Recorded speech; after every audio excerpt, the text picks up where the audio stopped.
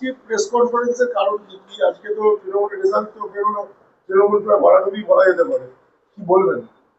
দেখুন, আমি সিদ্ধান্ত নিয়েছিলাম আজকে আনুষ্ঠানিকভাবে এই বিধানসভা নির্বাচন শেষ হলে ফল গণনার পরে আমি সাংবাদিক বন্ধুদের ডেকে আমার কিছু কথা বলবো। আমি একটা সময় বলেছিলাম, আমার ফেসবুক ওয়ালে লিখেছিলাম, আমার নীরবতাটা কোনো দুর্বলতা নয়। আর আজ আমি কথা বলছি, আমার নীরবতাটা সবচেয়ে বেশি শক্তি। তার কারণ, এই নির্বাচন প্রক্রিয়া শুরু হবার সময় নিশ্চিতভাবে আমি তৃণমূল কংগ্রেসের বিধানসভার কোনো প্রার্থীপদ পাইনি। নিশ্চিতভাবে প্রত্যাশা আমার থাকতেই পারে, কিন্তু দলের একজন অনুগত সৈনিক হিসাবে আমি সমস্ত কিছুই মেনে নিয়েছিলাম। আমি কোনো জায়গায় কোনো ফেসবুক করে আমার কোনো জায়গায় কোনো মান অভিমান ক্ষোভের কথা বলিনি। আমি কোনো জায়গায় দাঁড়িয়ে এমন কোনো কথা বা এমন কোনো কাজ করিনি যেটা দল বিরোধী। আমি এমন কোনো জায়গায় দাঁড়িয়ে এমন কোনো অবস্থান নিইনি যে অবস্থান সর্বসময় কারো মনে হতে পারে যে সেটা আমি যে দল বা তৃণমূল কংগ্রেসের আমি একজন সৈনিক তার পরিপন্থী হয়েছে। কিন্তু খুব দুর্ভাগ্যজনকভাবে এই নির্বাচন ঘোষণা হবার পরের যে কর্মী সভা থেকে আমার শ্রীরামপুর লোকসভা কেন্দ্রের মাননীয় সাংসদ,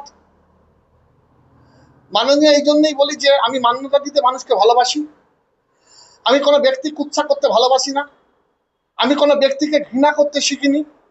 আমি এটুকু বিশ্বাস করি, আমার পরিবার আমাকে শিখিয়েছে, আমার পরম্পরা আমার শিখিয়েছে, যে যত নত সে তত উন্নত।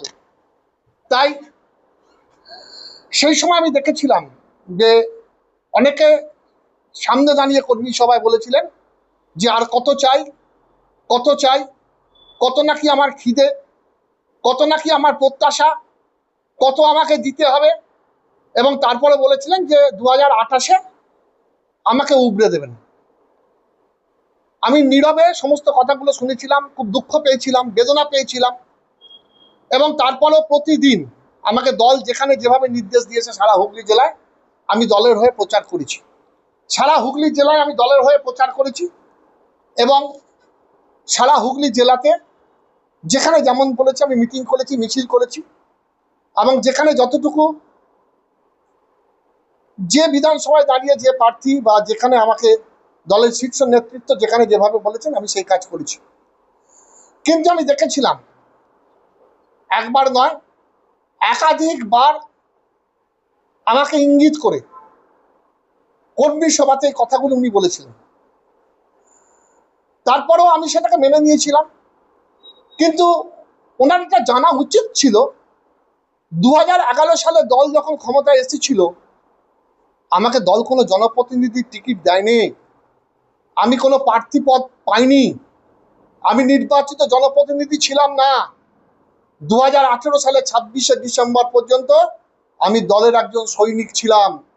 আমার দমও বন্ধ হয়ে যায়নি, নিঃশ্বাসও বন্ধ হয়ে যায়নি, এবং কোনো সময় মনে হয়নি যে আমি এত আন্দোলন করে, এত মমতা বন্দ্যোপাধ্যায়ের সৈনিক হয়ে, এত জায়গায় দাঁড়িয়ে মিথ্যে মামলায় সিপিএমের রাজত্বে আমি মিথ্যে মামলায় অভিযুক্ত হবার পরেও কেন দল আমার মূল্যায়ন করলো না। তারপরে আমি কৃতজ্ঞতা জানাই, নেত্রী আমাকে জেলা পরিষদের দায়িত্ব দিয়েছিলেন, নির্বাচিত হয়েছিলাম, কর্মাধ্যক্ষ হয়েছি, দ্বিতীয়বারও কর্মাধ্যক্ষ হয়েছি। কিন্তু এটা তো ঘটনা তৃণমূল কংগ্রেসের সভাধিপতি হয়ে, কর্মাধ্যক্ষ হয়ে, বা অন্যান্য অনেক পদাধিকারিকরাও তারা একাধিকবার জনপ্রতিনিধিত্ব করার আবার সুযোগ পেয়েছে, প্রার্থীপদ পেয়েছে। প্রত্যাশা আমার থাকতেই পারে, কিন্তু এই প্রত্যাশাটা কারা জাগিয়েছিল, কিভাবে জাগিয়েছিল, সেটা আগামী দিন আমি প্রকাশ্যে বলবো না। দল যদি কোনোদিন আমার থেকে জানতে চায় আমি দলকে বলবো যে কিভাবে দিনের পর দিন দলের বিরুদ্ধে, দলের প্রার্থীর বিরুদ্ধে, দলের জনপ্রতিনিধিদের বিরুদ্ধে আমাকে লেলিয়ে দেওয়া হয়েছে, আমাকে উস্কে দেওয়া হয়েছে, আমাকে বাধ্য করানো হয়েছে বিরোধিতা করতে। সেটা আমি এখনো দলের সুশৃঙ্খল সৈনিক, আমি এই প্ল্যাটফর্মে দাঁড়িয়ে আপনাদের বলবো না। আগামী দিন দল জানতে চাইলে আমি কিছুটা বলেছি, দলকে মধ্যে যেটুকু জানতে চেয়েছেন আমি বলেছি, বাকিটা যেদিন জানতে চাইবেন আমি নিশ্চিতভাবে বলবো। আমার কোনো শত্রু নেই, আমি অজাত শত্রু, আমার কোনো কারোর সঙ্গে বিরোধ নেই, আমার কারোর সঙ্গে পথ চলতে কোনো অসুবিধা নেই। এবং শুধুমাত্র তৃণমূল কংগ্রেস নয়, তৃণমূল কংগ্রেস, বিজেপি, কংগ্রেস, সিপিএম, প্রত্যেক দলের যারা কর্মী আছে, নেতৃত্ব আছেন, সবাইকে সম্মান দিই, সৌজন্যতা দেখাই এবং আমার দরজায় যে আসে সকলের জন্য আমার দরজা সর্বসময় খোলা থাকে। এটা চণ্ডীতলা তথা হুগলি জেলার মানুষ কিন্তু এটা জানে। কিন্তু তার পরবর্তীকালেও দেখেছিলাম গত 22শে এপ্রিল আমি যেদিন বলাগড়ে গলার রক্ত তুলে প্রার্থীর হয়ে যখন আমি সভা করছি, সেই সময় এখানে প্রকাশ্য জনসভায় এসে আমার শিক্ষাগত যোগ্যতা থেকে আরম্ভ করে আমার চাওয়া পাওয়া নিয়ে বিভিন্নভাবে প্রকাশ্য জনসভা আমার বিরুদ্ধে সেদিন ওই সাংসদ কল্যাণ বন্দ্যোপাধ্যায় আমার বিরুদ্ধে তিনি কিন্তু নানান রকম কথা বলে গেছিলেন মাইকে। সারা চণ্ডীতলাবাসী সেদিন ক্ষুব্ধ হয়েছিল, আমাকে বলেছিল যে কি কারণে তুমি চণ্ডীতলার মানুষের, তারা হুগলি জেলার মানুষের পাশে থাকো, কি কারণে তোমার নামে ইঙ্গিত করে তোমার শিক্ষাগত যোগ্যতা থেকে শুরু করে তোমার সমস্ত কিছুর ওপরে আমার নাকি প্রত্যাশা, চাহিদা, ক্ষমতার প্রত্যাশী, কত ক্ষমতা আমাকে দিতে হবে, আমি নাকি ওনার ছেলে টিকিট পেয়েছে বলে সহ্য করতে পারছি না, নানান কথা বলে গেছিলেন। আমি সেটা শোনার পরও দলকে জানিয়েছি। সেদিনও আমি নীরব ছিলাম, একটা কোনো কথার আমি উত্তর দিইনি। আমি মনে করেছিলাম যে এই সময় আমি যদি কোনো কিছু বলি সেটা দলের পক্ষে ক্ষতিকারক হবে। একজন বিশ্বস্ত সৈনিকের এটা কোনো কাজ নয় যে এই মুহূর্তে দলের এমন কোনো পরিস্থিতি তৈরি করা যাতে দল কোনো বিড়ম্বনার মধ্যে পড়বে, এটা ঠিক নয়। তাই সেই সময় আমি কিন্তু কোনো উত্তর দিইনি। আপনারা প্রেসের লোকের আমার কাছে এসেছিলেন তার ওই বক্তব্যের পরে আমার প্রতিক্রিয়া জানাতে, আমি কোনো কিছু উত্তর দিইনি। আমি শুধুমাত্র দলকে জানিয়েছিলাম এবং তারপরেও দিন থেকে আবার দল যেখানে যেখানে আমার জেনাম প্রোগ্রাম দিয়েছে আমি সেই প্রোগ্রামগুলো করেছি, সেখানে গলা ছিঁড়ে। ইতিমধ্যে আমি অসুস্থ হয়েছি, সেই অসুস্থতা সত্ত্বেও আমি জানেন আপনারা 5 দিন আমি হাসপাতালে ভর্তি ছিলাম। সেই 5 দিন হাসপাতালে ভর্তির সময় থাকার সময় বিভিন্ন রাজনৈতিক দলের প্রার্থী, জনপ্রতিনিধি, আমার দলের হাজার হাজার কর্মী সমর্থকরা আমার খবর নিয়েছে এবং তারপরও সেই অসুস্থতা একটু কাটিয়ে উঠেও কিন্তু আমি দলের জন্য দিন রাত্রি আমি পরিশ্রম করেছি। যেখানে যেখানে যেমন বলেছে, যেদিন বলেছে আরামবাগ আমি গেছি, যেদিন গোঘাট বলেছে আমি গেছি, যেদিন খানাকুল বলেছে আমি গেছি, যেদিন পুরসুরা বলেছে গেছি, সপ্তগ্রাম বলেছে আমি গেছি, আমি সেখানে দাঁড়িয়ে বলাগড় বলেছে আমি গেছি, যেখানে যেখানে যেমন যেমন বলেছে আমি গেছি এবং দলের সর্বোচ্চ নেতৃত্বরা যেদিন যেদিন সভা করতে এসছে আমি সেখানে সেখানে থাকার চেষ্টা করেছি। কিন্তু এত কিছুর পরেও আজকে সেই জায়গাতে দাঁড়িয়ে এটা কি আমি বলতে পারি না আজকে সেই জায়গাতে দাঁড়িয়ে যে আজকে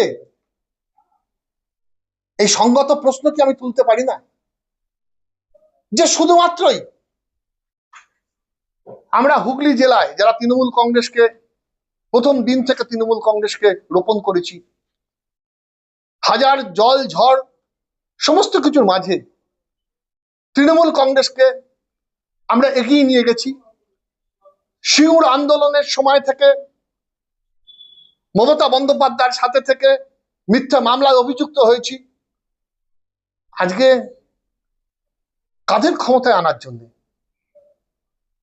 আমি বলি মাননীয় সাংসদ, আপনি তো বাঁকুড়ায় জন্মগ্রহণ করেছিলেন, কলকাতায় বড় হয়েছেন, তারপর আসানসোলে হেরে হুগলিতে এসেছিলেন। সর্বপ্রথম মমতা বন্দ্যোপাধ্যায় আমাকে বলেছিলেন পাশে থাকার জন্য, সেদিন থেকে আমি আপনার পাশে ছিলাম। 4 নির্বাচন আপনার পাশে দাঁড়িয়ে করেছি আমি। এতটুকু কোনো জায়গায় কোনোদিন ভাবের ঘরে চুরি করিনি, সমস্ত কিছু উজাড় করে দিয়েছি। আপনি এই কথাগুলো বলতে পারলেন আমার নামে? আমি কেঁদেছি রাত্রিবেলা, আমি কেঁদেছি। আমার পরিবারের লোকেরা তখন সান্ত্বনা দিয়েছে, আমার হাজার হাজার সহকর্মীরা সান্ত্বনা দিয়েছে, সারা চণ্ডীতলাবাসী হাটে মাঠে বাজারে যখন যেখানে গেছি তোমার নামে এই কথাগুলো বললেন। উনি এতটা ভুলে গেলেন অতীতগুলো। তুমি কি করেছো, কি অন্যায় করেছো? তোমার প্রত্যাশা থাকতে পারে, কিন্তু তুমি তো দলের সুশৃঙ্খল সৈনিক, তুমি তো কোনো জায়গায় কোনো প্রতিবাদ করোনি, বিরূপতা দেখাওনি, দলের ক্ষতিকর কোনো কাজ করোনি, তুমি তো নীরবে প্রচার করে যাচ্ছ দলের জন্য। আমারও তো তোমাকে চেয়েছিলাম কোনো না কোনো জায়গায়, থাকতেই পারে প্রত্যাশা। তাহলে আপনি বলুন হুগলি জেলা সকলকে গ্রহণ করতে জানে। এই জেলা রামকৃষ্ণের জেলা, এই জেলা সাধক রামপ্রসাদের জেলা, বাতুলালয়। এই জেলা রাজা রামমোহন রায়ের জেলা। এই জেলা অনেক মনীষীর জন্ম দিয়েছে। এখানে স্বামীজির ত্যাগের মন্ত্রে দীক্ষা নিয়ে একদিন নরেন্দ্রনাথ দত্ত, স্বামী বিবেকানন্দ হয়েছিলেন এই সেই জেলা। আমরা সকলকে গ্রহণ করতে পারি, আমাদের বড় হৃদয় আছে, কিন্তু চাকর বাকর মনে করবেন না আমাদের। আপনি সবাইকে খুব চাকর বাকর মনে করে ফেলেছিলেন। আপনি মনে করে ফেলেছিলেন তৃণমূল কংগ্রেসটা আপনার প্রাইভেট কোম্পানি, আপনি এমপি হবেন, আপনার ছেলে এমএলএ হবে, আমাদের নীরবে সবকিছু দেখে যেতে হবে, প্রতিবাদ করতে পারবো না। আপনার সেই দিনগুলো মনে পড়ে যেদিন জাঙ্গিপাড়ায় আপনার সঙ্গে থেকে থেকে একের পর এক মিথ্যা মামলা পেয়েছিলাম? একের পর এক মিথ্যা মামলায় 36টা মিথ্যে মামলা দিয়েছিল 2009 থেকে 2011 সাল আপনার সঙ্গে ঘুরতে ঘুরতে। আমার ছেলে, আমার মেয়েকে আমি সেন্ট মাখান স্কুলে পড়াতে পারিনি, গ্রামের স্কুলে ভর্তি করে দিয়ে সেই উত্তাল সময়ে আমি সময় দিতে পারি নিজের পরিবারকেও। সেই সময় কতই বয়স ছিল আমার, কতই বয়স ছিল তখন। 98 সালে তৃণমূল কংগ্রেসের জন্মলগ্নে আমার 30 বছর বয়স। সেই সময় থেকে আজকে আমি 59 বছর বয়স। আমি কিন্তু সিংহভাগ সময়টা দলের জন্য দিয়েছি।